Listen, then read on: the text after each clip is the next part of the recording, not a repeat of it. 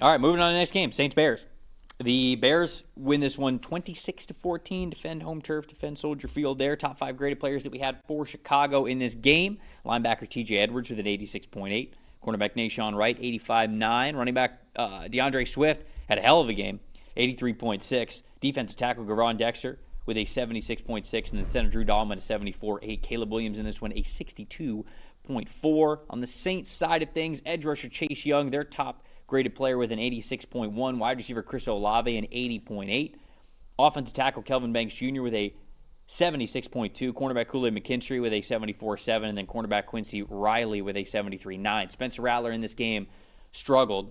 And he had 6 turnover-worthy plays. He had 6 turnover-worthy. I know we always take plays. one last look at it. Let me see if he finished with 6 here. 54.3. Spencer Rattler, while you're looking that up, he was my most disappointing in this game for those turnovers. He did have 6. 6 turnover-worthy plays. One of them was a fumble, the first fumble that he had, but the rest of them, man, he really struggled, specifically, I thought, seeing over the middle of the field. And it's not like this has been totally uncharacteristic of Spencer. For as well as he has played, and as much as he has had big-time throws, he still, I believe, leads the NFL in turnover-worthy plays this season. So a lot of this stuff, you're giving me the Dwayne "The Rock" Johnson eyebrow raise. Oh, yeah. What are you doing over here? I just find it odd, too, that all 4 games in the Superdome, 70 or better passing grade.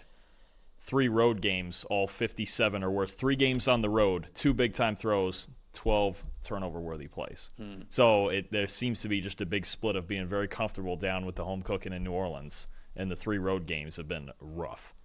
I think that might. The cuisine down there is phenomenal. Well, yeah. Quite literal. Pre-game meals. Quite literal. Pre-game meals down in New Orleans must be just stuff of legend. Yeah. Honestly, I couldn't. I actually don't know if I could do it. You know what I'm saying? Oh no, I'd have a heart attack. Yeah, it would just. Yeah, it's the best food on the planet. I'd have to go just straight protein bars and Gatorade before the game, and then after the game I go, okay, now we're gonna. Oh, okay. Now we're gonna let it. See, I'm used to high school games where we got Subway every Friday at 4:00. That's pretty much what it was. It was. I ate Subway every Friday for 3 years. What's the go-to sub? Gotta know.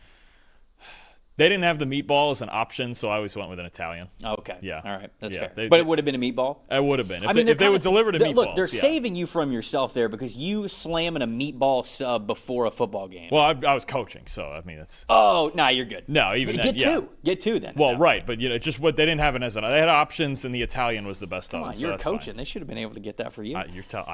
The stat that told the story for me was the points off turnovers, honestly, because this game ended up being a 2-possession type of a game, but there was a script that could have very easily existed where New Orleans keeps this a lot closer. New Orleans maybe even wins this game. Now, of course, the turnover-worthy plays certainly go into that, but specifically, I think at the beginning of the game, Saints fumble the first possession that they have, leads to a Bears field goal. Okay, so there's 3 points off turnovers for the Bears. The Bears throw an interception, and then the Saints miss a field goal, so they don't get anything off of that turnover there from Chicago.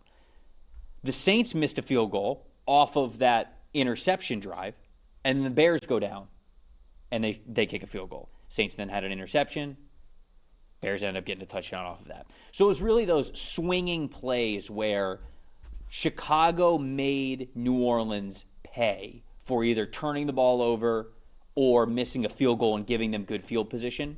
And New Orleans simply didn't. And I genuinely think that is the stat that told the story outside of the Spencer Rattler turnover-worthy plays, which obviously play a big role as well. Yeah, turnovers are always going to correlate heavily. And let's, for my most impressive, just give credit to this Bears coverage unit because they were all over the place. 3 interceptions, 6 forced incompletions, 7 stops in coverage. They did not miss a single tackle in coverage in this game.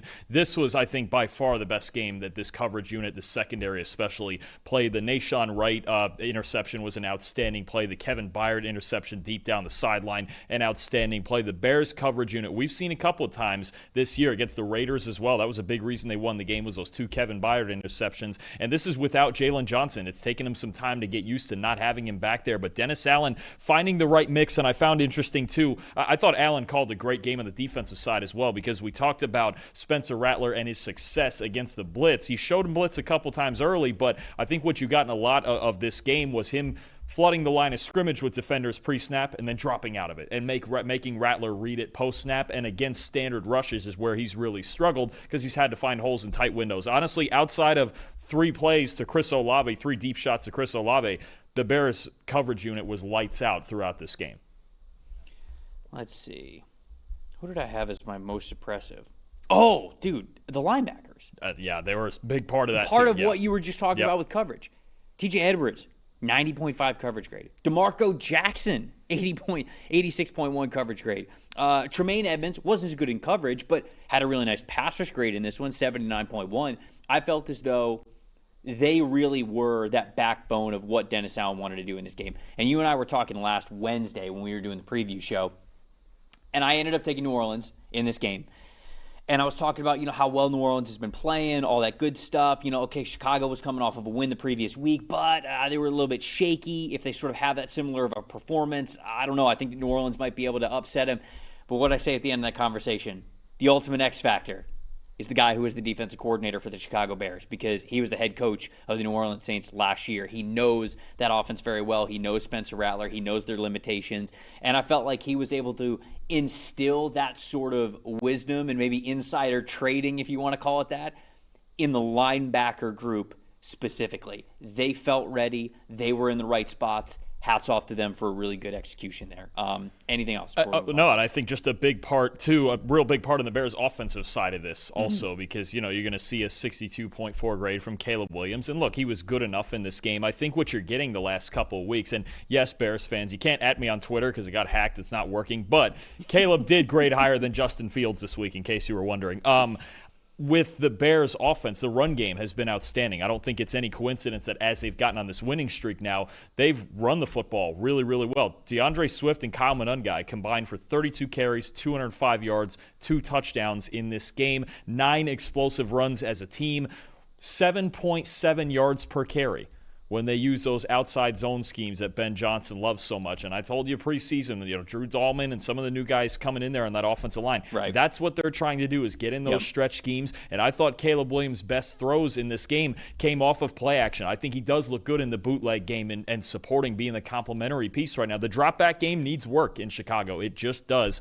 It's not great when they get into 3rd and 10. He has to drop back and force the football somewhere downfield. But I think the play action, and I think where that's going, I think Ben Johnson the last couple weeks has gone back to the basics again in this offense and going, listen, we need to run the football. I understand we don't have elite backs, but these guys back here know what they're doing. I think more touches for Kyle Monungai has been smart because he brings a physicality, and Swift knows the system well. That, to me, is what's carrying their offense right now, is the offensive line getting better each week, the running backs getting better each week, and then Caleb, for now, as a complimentary piece. Don't ask him to carry you. He doesn't have to carry you, and that's fine. He was good enough to win last week, good enough, and he was good enough to win this week, right? Playing his part. There will come a day, probably soon, where he has to carry you through something. But for the games that you don't have to do that, and against a Saints team with a pretty bad front seven, run the football. There's nothing wrong with that at all. Right.